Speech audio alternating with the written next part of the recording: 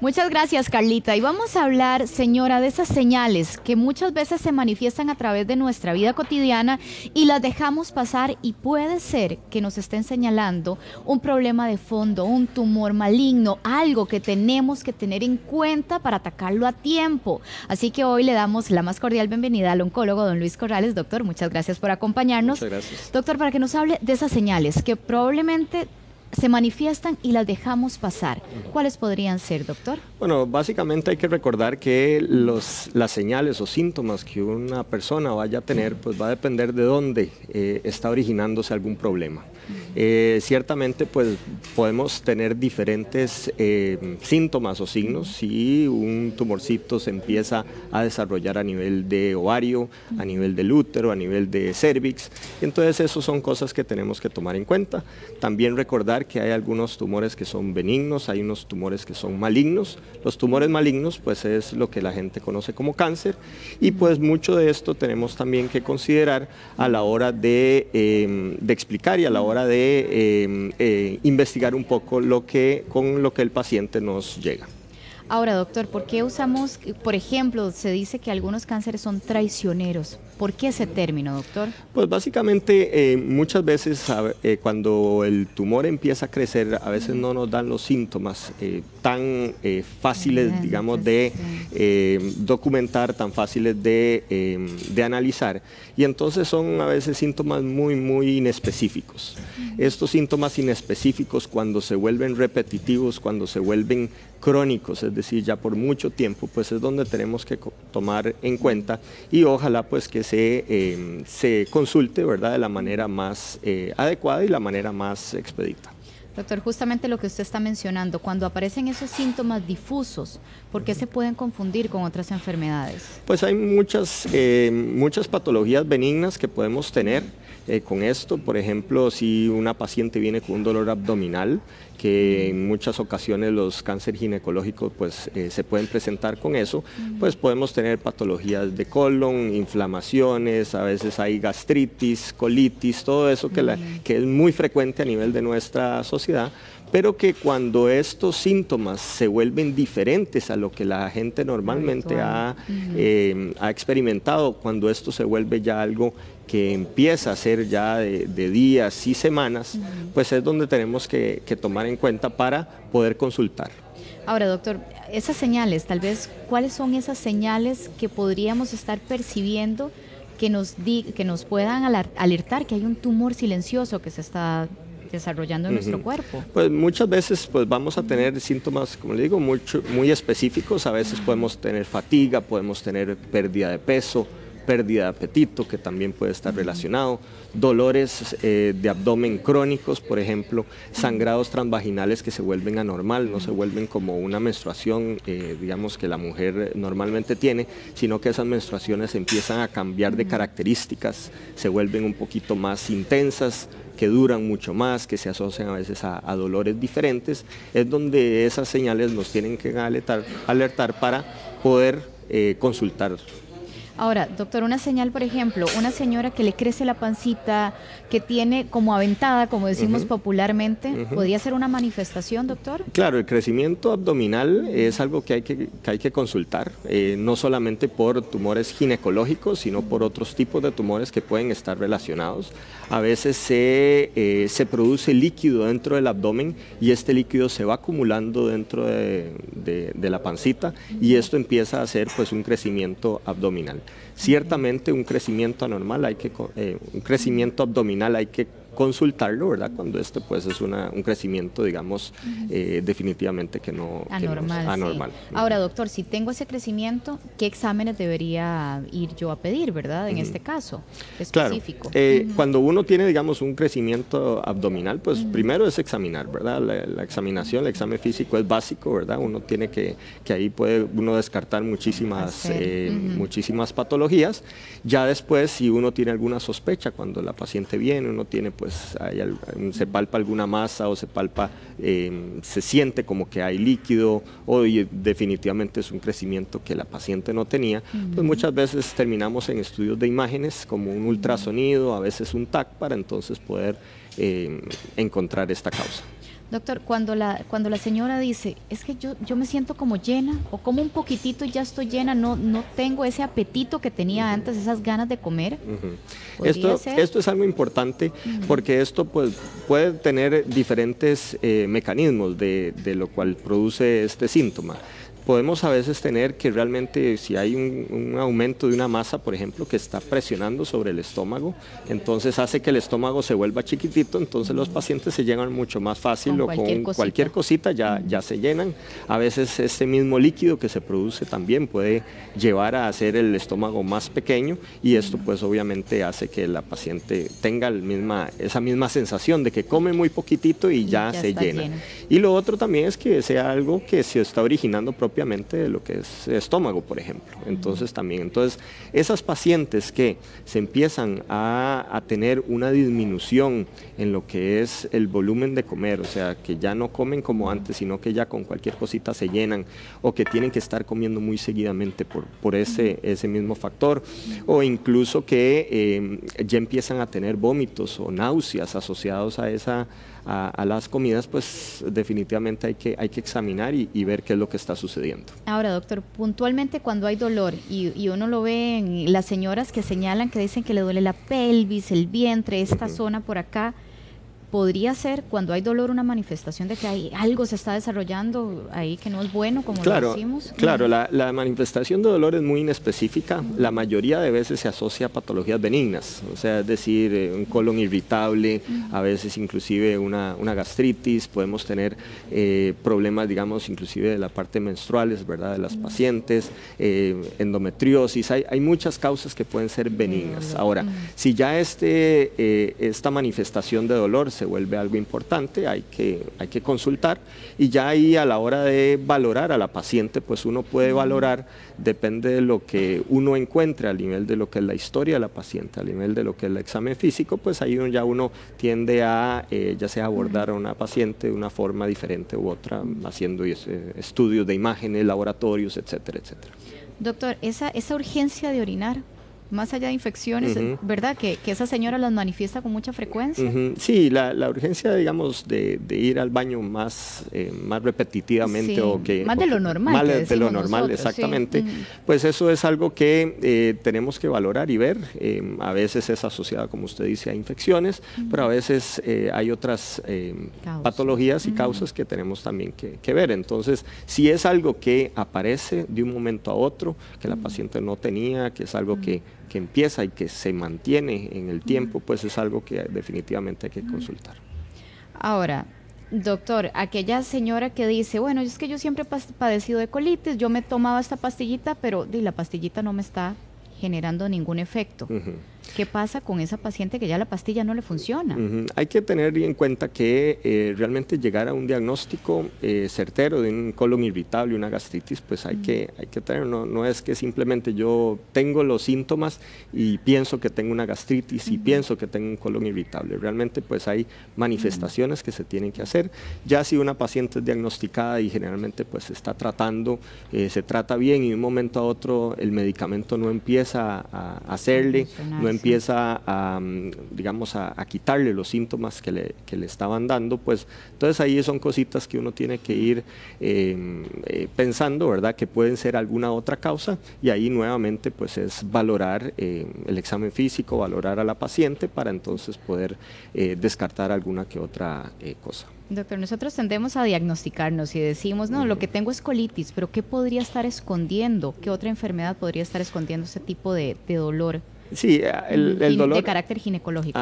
Los dolores, digamos, a nivel abdominal y pélvico, pues son muy difusos, son muy diversos y entonces cuando un dolor se vuelve, como hemos dicho, crónico, es decir, durante muchos días, que no se quita con medicamento, que se vuelve o que tiene otras manifestaciones, otros dolores, otras o otros síntomas asociados, tenemos que tomar en cuenta. Pero realmente el dolor abdominal es de las cosas más comunes que vemos, ¿verdad? Y entonces hay que tomar en cuenta que la mayoría de veces que vemos dolores abdominales son dolores que son momentáneos, son dolores asociados a patologías benignas y no tanto a patologías malignas como el cáncer.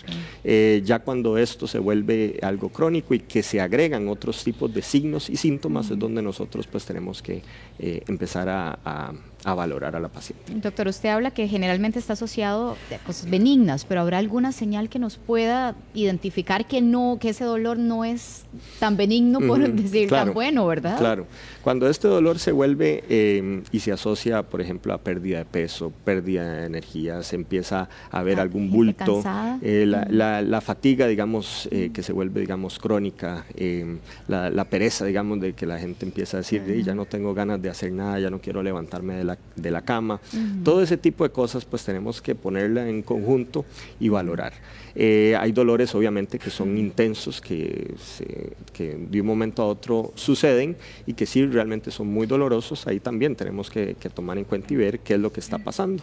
Pero este tipo de cosas, normalmente cuando vemos que los dolores se vuelven ya de mucho tiempo, que los dolores cada vez van en aumento, por ejemplo, son cosas que nos tienen que dar la alerta para poder valorar y pensar en algo diferente.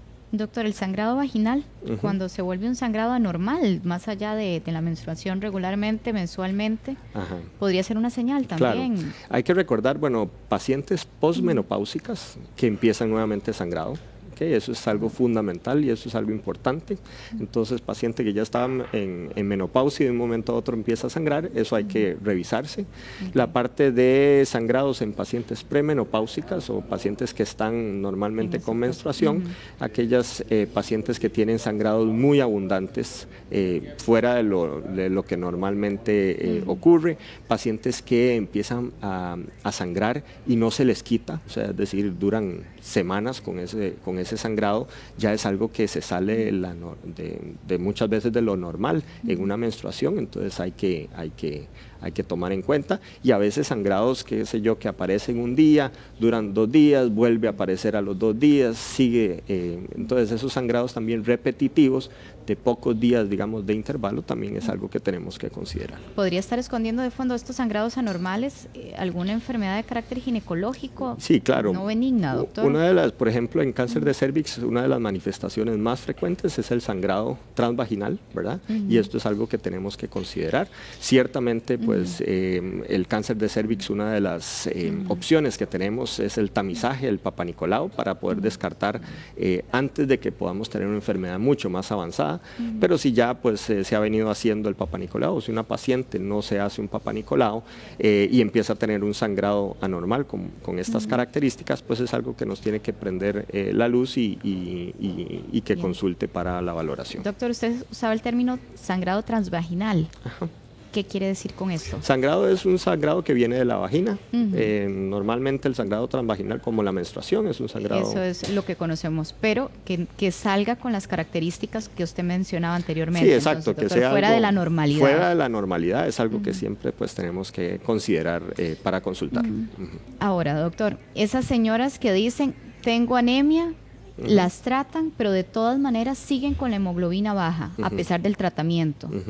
Sí, hay anemia, también hay muchísimas causas que tenemos que valorar. Ciertamente una anemia es algo que hay que investigar.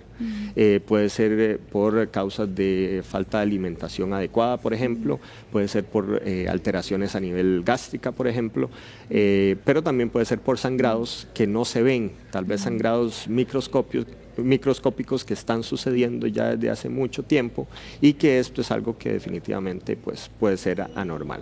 Entonces, cualquier anemia en donde uno ve una paciente, uno ve algunas características que tiene la anemia y eso es algo que pues definitivamente tenemos que valorar y investigar. Doctor, cuando hablamos de sangrado abundantes, hay algunas señoras que dicen, no, es que a mí hasta coágulos, esto tiene que ser un cáncer, esto de esa pelota que me sale no es normal.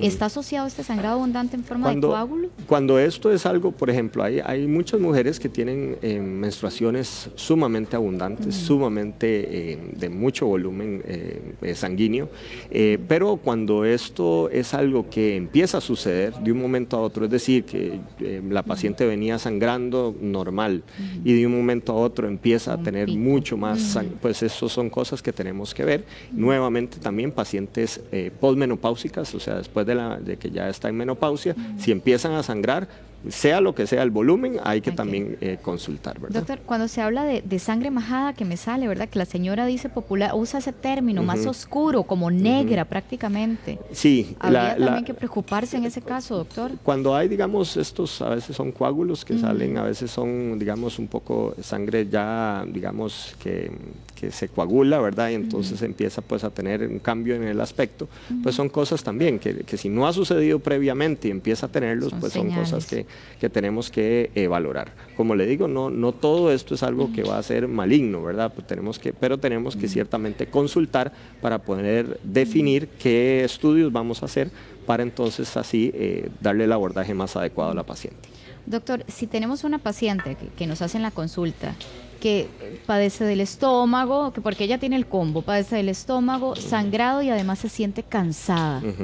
¿Qué puede haber de fondo? O sea, si esto es algo que es de reciente aparición, yo diría que mejor consulte para pues tener una idea mejor de los síntomas, de la evolución que ha tenido estos síntomas, del tipo de dolor que tiene. La manifestación. Exacto, del tipo de sangrado que tiene. Todo eso tenemos que agruparlo, ¿verdad? Y analizarlo de una forma conjunta, individual en cada paciente para entonces sí tomar las acciones más pertinentes. Doctor, ¿podría mandarle algún tipo de examen puntualmente a una paciente como ella para que vaya adelantando, como decimos nosotros, verdad? Realmente, pues, lo que yo diría es que consulte, porque hay que examinar a la paciente antes de tomar la decisión de qué exámenes o qué examen hay que mandar para tener una idea más clara de lo que yo voy a hacer, ¿verdad? Porque a veces uno le dice, puede hacerse un ultrasonido, pero realmente a veces no es necesario. Con solo examinarla, con solo hablar con la paciente, pues uno puede tener una idea de cierto diagnóstico, ¿verdad? Entonces, lo primero ahí sería más bien consultar, que le haga un buen examen físico, una buena historia, para entonces poder abordarla. Doctor, ¿qué pasa cuando los ganglios se inflaman y es la paciente que dice, es que detrás de la rodilla me salió como una pelota rara y me duele, es cerca de los genitales, en la ingle?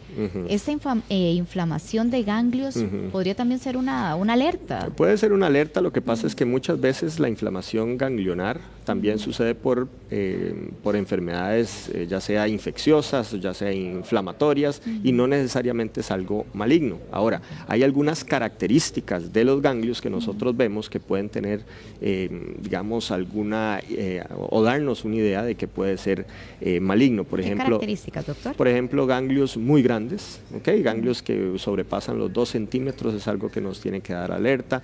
Las condiciones, las características, qué tan duro es el ganglio, por ejemplo. Si son ganglios muy duros, muy pétreos, eso también tenemos que, nos da sospecha de que puede ser algo maligno. A veces la parte más bien de que se inflaman los ganglios y que es dolor, muchas veces no se asocia más bien a patologías malignas, sino se asocia más bien a patologías infecciosas, inflamatorias.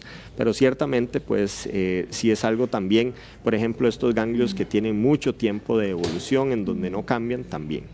Algo también que se habla es que, bueno, a mí se me inflamó un ganglio y se ha mantenido ahí inflamado durante mucho tiempo. Antes se pensaba que el hecho de que se mantuviera un ganglio pues ya era algo maligno, y no es así. Sabemos que a veces los ganglios crecen, se inflaman y se quedan inflamados o se quedan con unas características diferentes a lo que estaban previamente. Entonces, nuevamente, si es algo nuevo, es algo que, por ejemplo, es un ganglio muy grande, es algo que es muy duro, por ejemplo, o conglomerados. A veces son muchos ganglios juntos que también tenemos que considerar, y ahí es donde tenemos que, pues, nuevamente valorar a la paciente. Ok, doctor, ¿qué pasa, por ejemplo, en la mujer de edad reproductiva? ¿A qué señales debería estar atenta esta mujer en esa edad particularmente y en ese proceso incluso que quieren tener hijos? Claro, en una mujer de edad reproductiva casi que es lo mismo que una mujer que ya pues tiene una paridad satisfecha y demás. O sea, son cosas que realmente van a ser diferentes a lo que una paciente siente. Nuevamente sangrados anormales, dolores anormales que se mantienen en el tiempo, inflamación o distensión de lo que es el abdomen, un abdomen que crece, por ejemplo. Todo ese tipo de cosas tenemos que tomarlas en cuenta. También nuevamente recalcar en la importancia de lo que es el tamizaje, la parte del Papa Nicolau es algo fundamental, y también lo que es a nivel de las mamas, lo que es mamografía y ultrasonidos que tenemos también que considerar. Cuando la paciente se sienta algo diferente, un bulto, que no tenga miedo de consultar, esto es fundamental porque a veces los pacientes no consultan por ese miedo exacto, que les digan que es algo malo, pero ciertamente pues entre más temprano se haga el diagnóstico, muchas más cosas tenemos para ofrecer y buscando obviamente la curación de la paciente. Ahora, doctor, ¿hay algunas señales diferentes o algunos cuidados diferentes que tienen que tener estas mujeres que ya tienen hijos o están en esa edad versus las que entraron a la etapa o están en menopausia o ya son señoras menopáusicas? Desde el punto de vista de diferencia, pues aquí la única diferencia va a ser la parte del sangrado, ¿okay? Porque son pacientes que normalmente están sangrando por la menstruación versus aquellas que no, pero cualquier cosa diferente, anormal, hay que consultar porque esto es algo que definitivamente si tenemos algún síntoma, si la paciente se siente algo diferente, pues definitivamente tenemos que ver qué es lo que está sucediendo.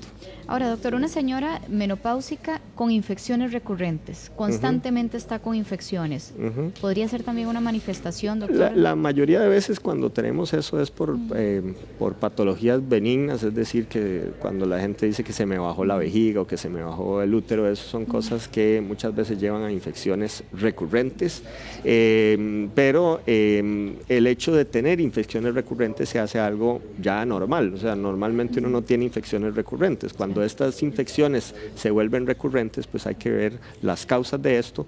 Generalmente son patologías benignas, no patologías malignas, lo que lleva a esto, pero ciertamente pueden suceder, ¿verdad? Ahora, doctor, ¿con la edad aumenta el riesgo de alguna patología de este tipo? Claro, a nivel de lo que es el riesgo de cáncer, sabemos que aumenta con la edad. O sea, entre más años yo voy a tener, pues más riesgo voy a tener de padecer de cáncer.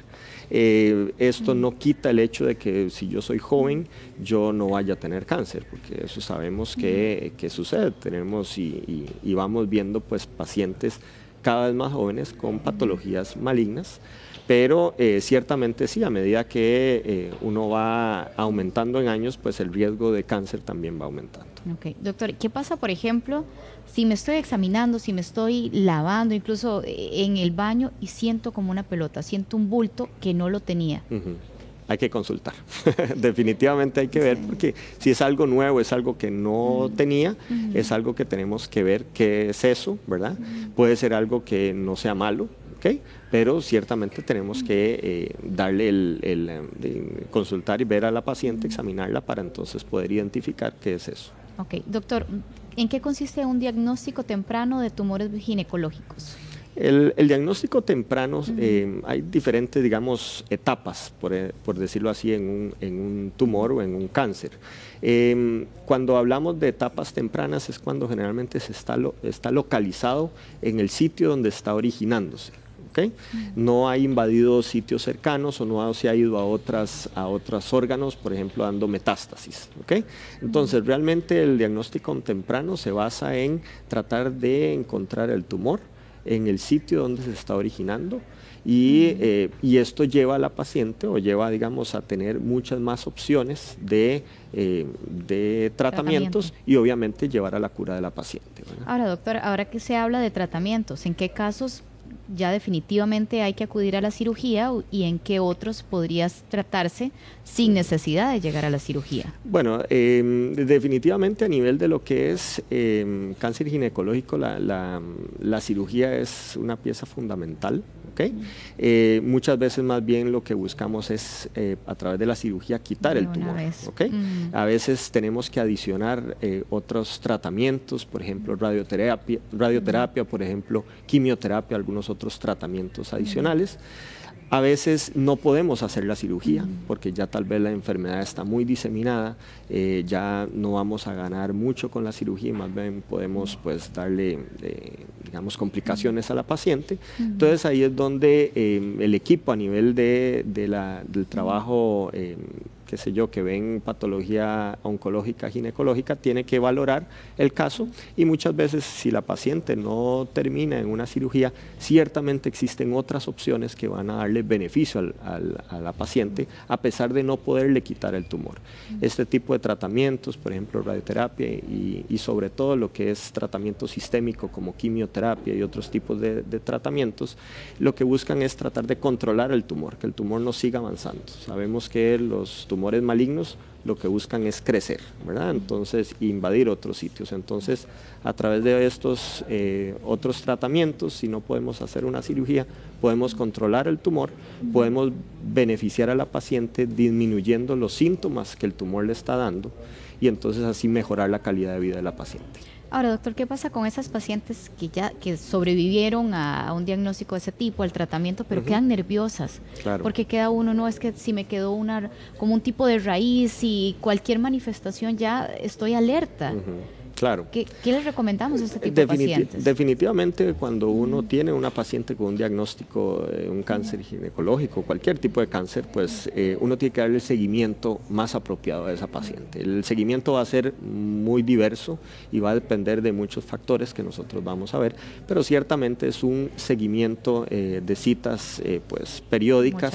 Con más frecuencia, ¿verdad, Sí, doctor? exactamente. Se empiezan tal vez los primeros 2 años, se vuelve un poquito más frecuente, después de los 2 años tendemos a extender un poquito de esas citas, pero ciertamente es un control de aquí en adelante, ¿verdad? Para que la paciente pues se le realice los estudios, se le realice pues la consulta pertinente para lo que es un seguimiento de esto. Doctor, esta es una pregunta abierta, pero nos da miedo. ¿En qué casos podría resurgir el cáncer, reaparecer? Eso es algo súper difícil de saber. Pero generalmente ese riesgo de que el tumor reaparezca si ya fue, digamos, curado, generalmente se asocia al estadio o qué tan avanzado estaba el tumor cuando fue diagnosticado. Ahora, eso no quiere decir que todas las pacientes con cáncer avanzado que logramos curar, pues les va a volver el cáncer. Eso no es así, pero sí ese riesgo aumenta. Ciertamente, pues por eso es que a todas las pacientes las mantenemos en control, porque no sabemos cuál paciente es la que va a recaer. Entonces eso es algo que al día de hoy pues no conocemos, ¿verdad? Doctor, ¿y será que hay alguna señal para esa paciente que es sobreviviente, ¿verdad? Que debería estar muy atenta, porque por supuesto que no queremos recaer, pero si hay algo para atacarlo a tiempo, ¿cuáles podrían ser esas manifestaciones? Serían las mismas manifestaciones que hablamos, ¿verdad? Cosas anormales. Obviamente pues la paciente va a estar ahí en control y eso pues también ya, digamos, nos ayuda, digamos, a tenerla un poquitito más sí, bajo la lupa y atenderla más rápido también. Y eso es algo que muchas veces sucede porque ya las pacientes se vuelven mucho más alertas de cualquier síntoma y cualquier cosita que pueda aparecer. Muy bien, doctor. Le agradecemos muchísimo su tiempo, de verdad que gusto. Es un tema que nos preocupa, pero lo más importante es estar informadas y atentas con la prevención. Gracias, doctor. Muchas gracias. Pati.